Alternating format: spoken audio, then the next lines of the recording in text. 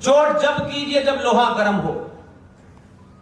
अभी आएंगे नए नए पट्टे डाल के, नए नए जुमले लेके।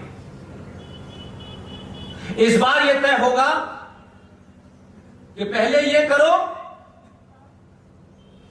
वोट बाद में देंगे। यह एहसास कराओ कि नहीं, उनका नहीं, वोट तो हमें दोगे ही ना तुम। ये गलतफहमी निकाल दीजिएगा। भारत की संसद में places of worship act 1991 PV Narasimha Rao के दरमियान यह पास हो गया, इसलिए अयोध्या को उससे बाहर कर दिया। काशी भी उसमें शामिल है। आपको संवैधानिक तौर पर लीगली एक उपाय बता रहा हूं। गुजरात में था, वहां भी बताया। उत्तर प्रदेश में मेरे उपाय को सुनने वाले लोग हैं, इसलिए बता के आया हूं। प्लेसेस ऑफ वर्शिप एक्ट 1991 एक ऐसा कानून है जिसके तहत मेरे पुरखों की जमीन पे जो मंदिर बने हुए थे, उन मंदिरों का मुझसे अधिग्रहण छीन लिया गया है और अब वो सरकार के प्रोटेक्शन में है, मेरे नहीं है, और कानूनी तौर पर उनमें बदलाव नहीं किया जा सकता। संविधान की धारा 254 254 ब्रैकेट में 2, सारे नौजवान इस धारा को याद कर लें। जो भी वोट मांगने आए और बहुत हंस के वोट मांगे, जब इस पे बात करेंगे तो उसका मुंह बंद हो जाएगा। और कहिए आपको पता है कि नहीं पता है? तुमने बताना जिम्मेदारी नहीं समझा। तुम्हें लगा कि अगर इनको हमने बता दिया तो कहीं हमसे सवाल ना पूछ लें, लेकिन कहिए हमें एक आदमी बता गया है। संविधान की धारा 254 ब्रैकेट में 2, यह धारा आपके राज्य को, हर राज्य को इस बात की ताकत देती है कि अगर केंद्र ने कोई कानून सेंटर में संविधान संसद में पास कर दिया है तो आपके राज्य की सरकार, अगर वो ईमानदार है सनातनी हिंदू के प्रति, 30 से 40 हजार मंदिरों के प्रति, उत्तराखंड में आने वाले हजारों मंदिरों के प्रति अगर वो निष्ठावान है, ईमानदार है और ढोंग नहीं कर रही है, तो आपको उनसे कहना चाहिए कि धारा हम बताए देते हैं, तरीका हम बताए देते हैं, लेकिन तुम असेंबली में काम तुम्हें ही करना पड़ेगा। 254 ब्रैकेट में 2, यह धारा संविधान की इस बात की ताकत देती है कि केंद्र सरकार ने प्लेसेस ऑफ वर्शिप एक्ट 1991 जो पीवी नरसिम्हा राव ने पास करके बना दिया है, इसके खिलाफ आपकी राज्य सरकार जो इस वक्त बहुमत में है, उसको एक लाइन का प्रस्ताव लाना है कि उत्तराखंड की सरकार मेजॉरिटी से यह प्रस्ताव पारित करती है कि प्लेसेस ऑफ वर्शिप एक्ट 1991 से उत्तराखंड को मुक्त कर दिया जाए।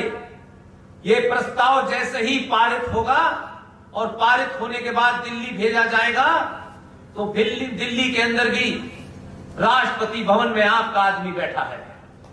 जैसे ही वो इस पे साइन करेगा, उत्तराखंड में आने वाले 7 से 8 हजार जो पुरातत्ववाद से बड़े बड़े महत्वपूर्ण मंदिर हैं, इसलिए आपकी देवभूमि तो है, वो मंदिरों के कारण है। जैसे ही राष्ट्रपति साइन करेगा, प्लेसेस ऑफ वर्शिप एक्ट से पूरा उत्तराखंड मुक्त हो जाएगा।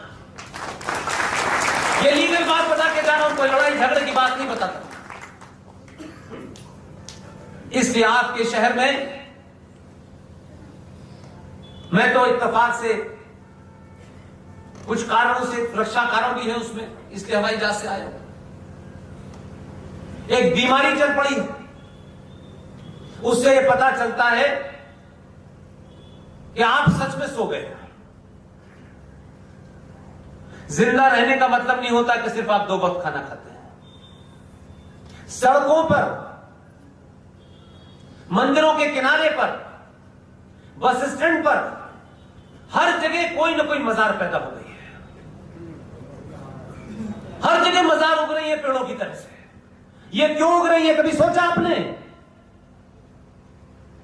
आप तो अपने घर की 1 इंच अगर बाउंड्री आगे बढ़ा लें तो सारे कानून लागू हो जाते हैं। लेकिन ये खुल्लम खुल्ला आपके राज्य में, पूरे देश में ये हो कैसे रहा है और सारे लोग चुप क्यों बैठे हैं? जो चुप बैठे हैं वो ज्यादा बड़े गद्दार हैं। जो खामोश हैं उनसे कल लोग सड़कों पे पूछेंगे।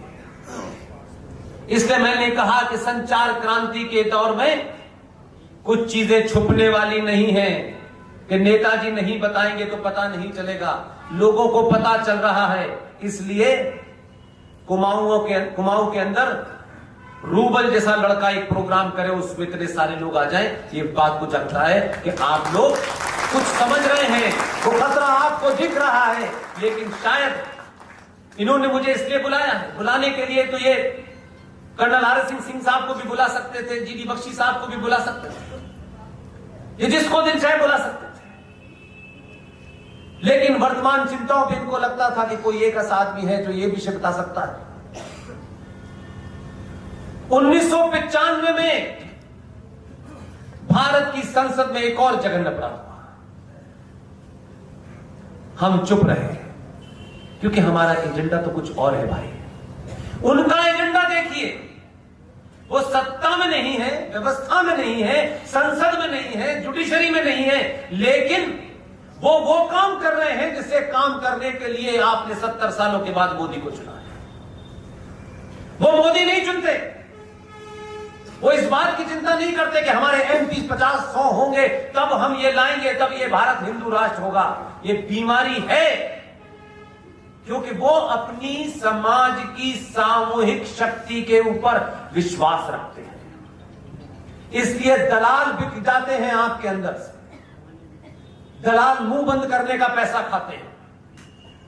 दलाल आपको मुंह बारे में पता ना चले इसलिए आपसे बात नहीं करते हैं और वो आपकी इस कमजोरी को जानते हैं। 1923 का बना वक्फ एक्ट 1956 में अमेंडमेंट हुआ। 1984 में जिन्होंने सिखों का नरसंहार किया दिल्ली के अंदर, उसमें से कोई पकड़ा नहीं गया आज तक। जिस शहर में 3,000 3,500 सिखों का कत्ल कर दें, जमीन पे कोई एक बदमाश गुंडा न पकड़ा जाए। मेरा आरोप नहीं है, तथ्यों के साथ कह रहा हूं। ये एक बड़ी झूठी लंबी कहानी गढ़ी गई कि सिखों को हिंदुओं ने मारा है। इंटेलेक्चुअल लोगों ने अपना काम किया।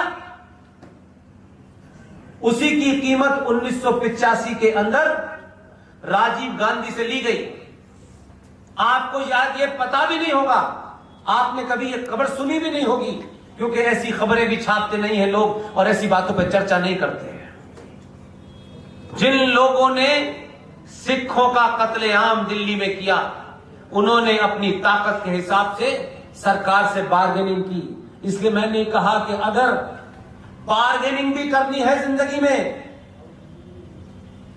तो राष्ट्र के लिए करना, अपने लिए मत करना।